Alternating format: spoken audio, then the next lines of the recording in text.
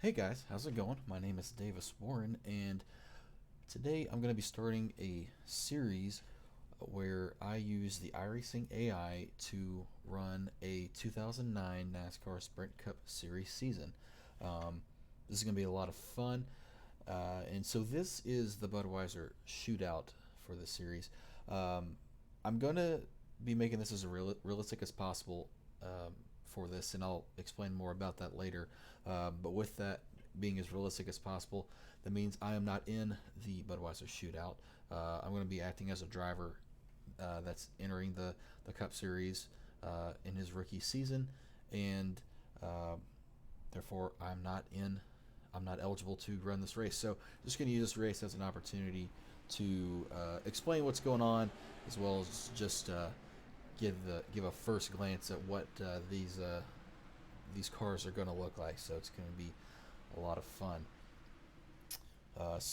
Again, going to be making this as realistic as possible. And so we're using a car set that's from Trading Paints, and technically it's a car set that I built, but I did not paint any of the schemes, nor did I even create the formulas for the ratings. These are rated at a realistic level for each car and each driver, and but all I did was I took there was two sets of this uh, of of these cars on iRacing. One of them had, I think, 42 or 50 of the cars that were rated on there, but then there was another set that had 10 more cars on it that all actually ran races in 2009. And so what I did was I took that set that had all 60 cars but with no rating. They were all just at an equal rate, and I just took all those cars and I applied the rating from the first set to to these to the cars on this set that I'm using. So that is what we are dealing with right here. We're about to go green here for a 19 lap race, and I'll explain why it's 19 laps in a second. Green flag. Jimmy Johnson looks like he won the pole for this race. It was at random drawing, just like the real Budweiser Shootout. And as you can see, this is in the daytime, so uh, I would love to have run this race at night, but I wanted to use the Legacy Daytona in iRacing because that was the pavement that the series or that this race was ran on that year, and I really wanted to use that pavement. iRacing does not have lights for this track, so I just decided let's just run it in the daytime. Um, it'll be okay. I really wanted to have the bumps, so big action going on right now. Let's see if Jimmy Johnson can hold on to lead the first lap. Got Tony Stewart behind him as what was his very first start in his own car. Reed Sorensen up there, the 43 car. He's going to try to take second away. There's Kevin Harvick, who won this race in real life. So the reason that this is a 19 lap race is because it's 25% of the distance of the actual race. The actual race was 75 laps, and what I'm doing for every single race in this series is I'm making them 25% of the actual distance. So that means when we do the Daytona 500, which will be the first points race in this series, it'll be 50 laps as opposed to 200 laps, and then when we go to the Coca-Cola 600, it's going to be a 100 lap race as opposed to a 400 lap race, and so forth. So that's what we're doing here. And with this, we're also going to be having the time in the game sped up by how would you say that? The time's going to be multiplied by 4. So times, it's going to take 1 hour for the game to move 4 hours, if that makes any sense. There's going to be a few exceptions to that. One of those obviously being this race. Another one will be the Firecracker 400 here, which will be later on in this series, and then also the Labor Day weekend race at Atlanta. Atlanta also does not have lights, in this series, and with the new Atlanta coming, I would guess within the next year, I just doubt that Legacy, or what will be a Legacy Atlanta, will ever get lights. So it's going to be a similar situation where we just run it at normal, run the time at normal speed, and we'll just run it in the late afternoon. So Jimmie Johnson hanging on here. And as you're going to see, I am not a very good YouTuber. This is actually my third attempt at recording this race, just due to some technical issues. And so what I'm going to do here is I'm going to throw the caution at lap 6. There's 2 to go in this segment.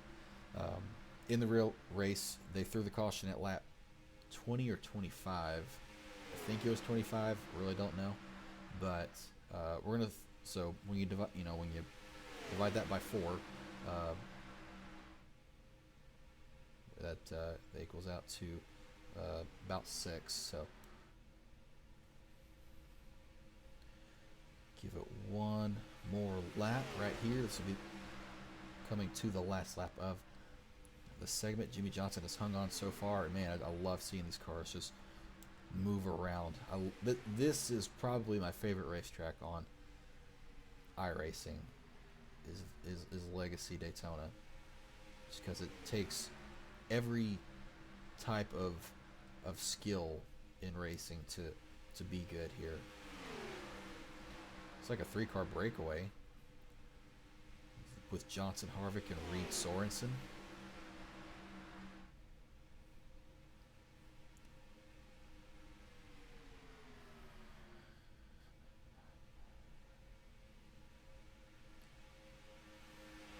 This is actually kind of realistic. This would happen back in this day. Even with the COTs, even when you got into the COT era, this still kind of happened from time to time, where these breakaways would happen. So Jimmie Johnson wins the first segment. Oops. Again, I'm not very good at adminning or videoing or anything like that. So to go along with the 25% race distance, as well as the time being sped up by times 4, I've also cut the fuel. Now, like I mentioned earlier, this is my third attempt at recording this race. At first I had the fuel at 25%, but there was kind of an issue there, in that these cars would only go 6 laps before running out of fuel, and so which means they wouldn't have even made it to the end of this segment. So decided to up that to 50% fuel, so you won't necessarily get 8 pit stops a race, but in all honesty, who wants that in a at Daytona or at a mile and a half, going 67 laps or 84 laps, or at Charlotte it'll be 100 laps. So decided just to up it to 50, just to make it a little better experience. So yeah, that's what we are doing there. And so in this series, I'm gonna be running as many races as possible. We're gonna be going for the chase. We're gonna try to make the chase for the Sprint Cup in this, so which means I got to be in the top 12 in points. And we're going to use the point system that was used all the way up to 2010. And we're also going to be using the top 35 in owners points rule. Again, I'm not locked into this race, so I'm actually going into the season, one as a rookie, but also as an open, well, I guess in today's terms we'd call it an open car. But I don't have any owners points. So, and, back in these days, you had to race your way into these races, and if you were in the top 35 in owners points, you would be locked into the races. And if you weren't, then you either had to have a champions provisional and get in that way, or you just wouldn't make the race if you weren't fast enough. So going into this with that mindset, and so again about this car set, yeah, there are 63 cars in this set. which is what really made me want to do this series. There are cars, as you can, starting from Jimmy Johnson and all the front runners, as you can see right here, but it goes all the way into the depths of like the the the 71 TGR car, and the 70 TGR car also gets into the '04 Robbie Gordon Motorsports car that just attempted a few races with PJ Jones and David Gilliland and maybe one other driver. And even gets into, has the 51 car of Dexter Bean in it, which is crazy. But the detail of the set is amazing, and that just made me want to, be able to race against all these guys or qualify against all of these guys. So that's, there's going to be go or go homers every single race in this, and then that just excites me. I think that's awesome. And so how qualifying is going to work in most races, I'm going to see if anybody's going to come to pit road here. I don't think they will. I think we're probably going to get one to go this time by. We will. Okay. So how qualifying is going to work is I'm going to have to do a separate session for qualifying. So what I'll do is I'll take all the cars that are not in the top 35 in owners points and have them qualify, and it'll be the top it'll be the top seven. The top seven in that qualifying session will advance, plus a champions provisional. If there's no champions provisional we'll use the eighth fastest car. We'll take those cars and then we'll put them into the actual race server, and then we'll have to re-qualify. With AI right now, iRacing doesn't allow more than 42 cars in one race session. Now you can you can have as many cars as you want in qualifying, but not in a race session for most tracks. You can at Charlotte you can have, I think, 48. Watkins Glen you can have the same amount, and then like I think Phoenix and maybe Homestead you can have an extra car. Rockingham I think you can have an extra car, but Cup Series was out of Rockingham by that point. So that is how we'll have to do it. Which now you might be thinking, what about the Daytona 500 and the Gatorade duels? And we're gonna do something similar. So we're gonna have a full field qualifying session for that to determine who's gonna be credited with the pole for that race, and it's gonna determine who is in each dual race. So if you qualify in an odd numbered position in the in Daytona 500 qualifying, then you'll be in duel 1. If you have an even numbered qualifying position, you'll be in duel 2, and then we'll have to re-qualify for both of those. Going back green here, I'll get back to this in a minute. Let's see what happens on the track. And so this is they are going to have to make a pit stop here, as they did in the real race. See if Kevin Harvick can maybe get a push from Paul Menard. They would end up being teammates, but at this time they were not. Though they're kind of driving like teammates right now. Oh, maybe not. Harvick gets by, but David Ruderman goes up top. Menard's got help from Casey Mears. Almost said Casey Atwood. That would have been way wrong. But Mears is trying to get under him. He's gonna maybe do it. Johnson trying to get the lead back.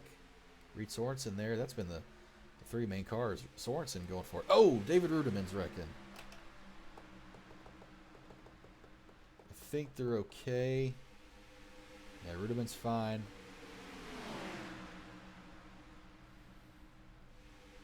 Man, I love this.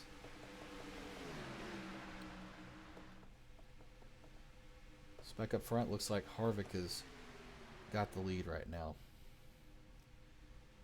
So anyway, I'm going to try to explain what I'm doing / commentate. It's going to be kind of hard, but I'll try my best. Oh man, Reed Sorensen. All right. Well, it's hard. I got to see what Reed Sorensen does here. Is he going to go for it? Not quite. had Kurt Busch to his outside. Kurt Busch going to try to go for the lead here. Okay, anyway, so how this is going to work is, to recap, I'm going to try to ignore what's going on here. So, we're going to do the... Oh, no! They're okay. I promise you I'm trying to explain what I'm going to do here for this series. They might have calmed down a little bit now. All right, so again, we're going to do a Daytona 500 qualifying session with all the cars. We're going to determine who gets credit for the pole position, and we're going to determine who is in what dual race. And then they'll have to requalify for each dual race. That's just... iRacing won't let you make a custom grid. They won't let you determine the lineup on your own. You just have to do a qualifying session or do it by random.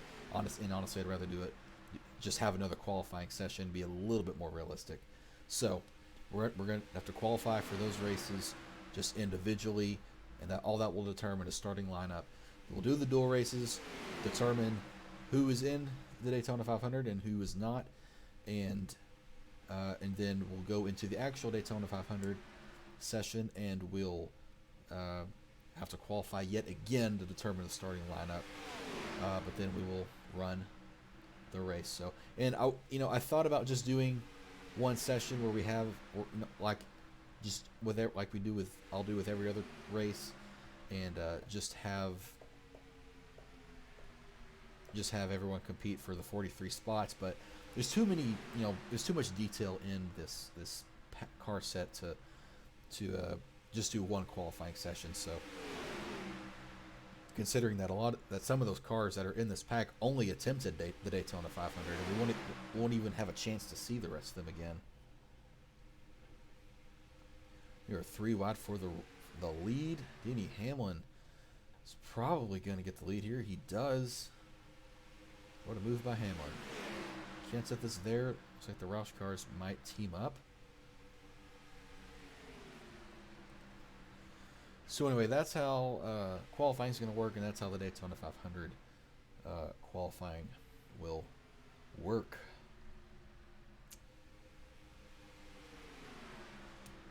And how the attempts are going to work for each of these races is that I'm basing it off the car number. So I'm going to go look at the entry list for for each of the actual races, and I'm going to whoever was actually on whatever car was actually on the entry list is what is actually going to attempt to qualify for that race. So, for the Daytona 500, we're not going to have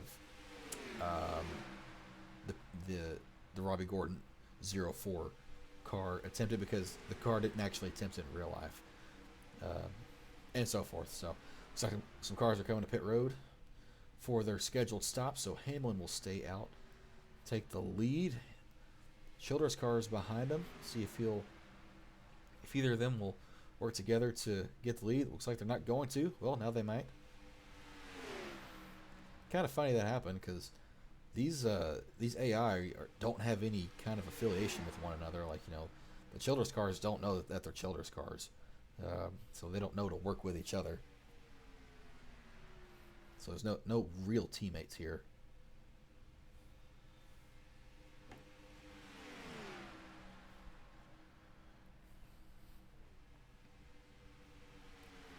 Let's see who comes to pit road here. Looks like all 3 of these cars are coming.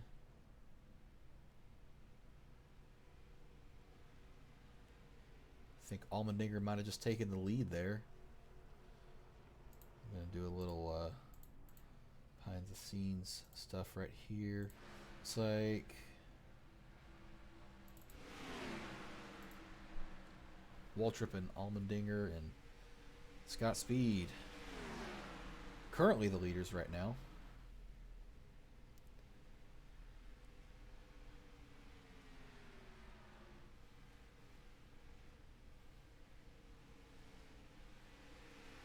Allmendinger looks like he's chasing cars from 2 teams where he had raced for the previous season, and he did race for both. He was in that 80 or 84 car. It was 84 now. Then for this year it was 82.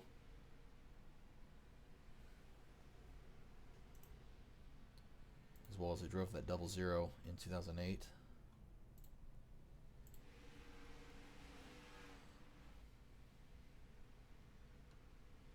iRacing thinks Reed Sorensen is the leader. Okay, maybe not. Maybe it's starting to catch up now. We're just going to let it catch up a little bit.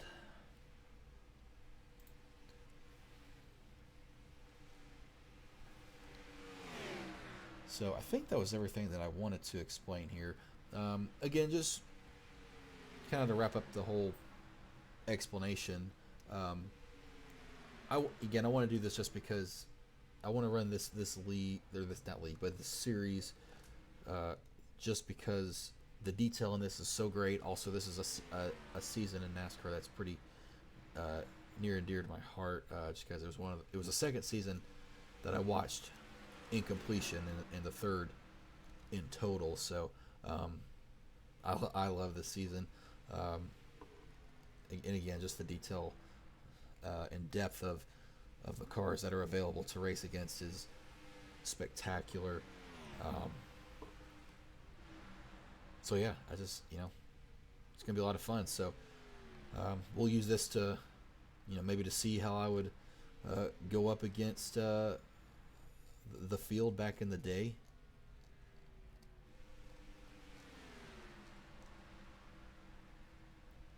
Also to reminisce on what I would consider the good old days. So feel free to comment any memories that you've got from the 2009 season, or comment how bad my driving is, or anything like that. You're 3 wide for this race lead, and I think it's coming to 2 to go. Casey Mears is gonna maybe pull off the upset. There's a Reed Sorensen's there too. There's a couple of chances at an upset.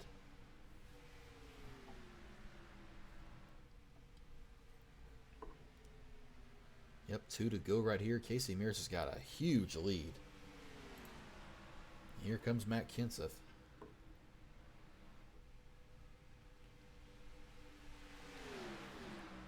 Yep, there he comes. He's there. Is he going to get by? He might have the run off the corner. I think Mears is going to get the drafting help, though, from Hamlin. And kind of Reed Sorensen. He's kind of everywhere. Oh, now Hamlin's going to go 3 wide, maybe? Man. He's there. Now Reed Sorensen is there as well. Oh, and Sorensen's going to help Hamlin. And Hamlin's going to lead them to the white flag. Sorensen in second. Now does Hamlin have too big of a lead? Is Sorensen going to get by? That would have been a huge upset.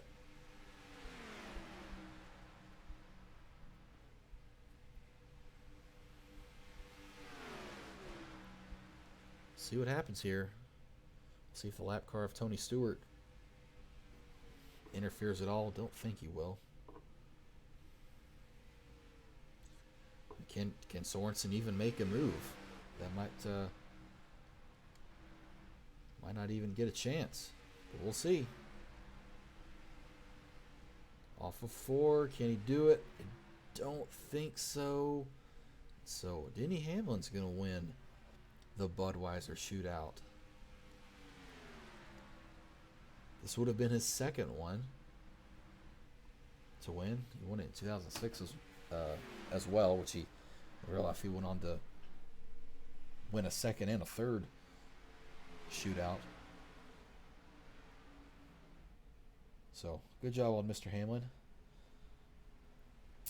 And next video is going to be mainly the Gatorade duels. We'll do Daytona 500 qualifying and both the duels all in one video. So that's going to be a lot of fun. So thank you so much for watching. I think we're going to have a lot of fun. I'm going to have a lot of fun doing this. So let me know what you think in the comments. And yeah, we'll see you in the next one.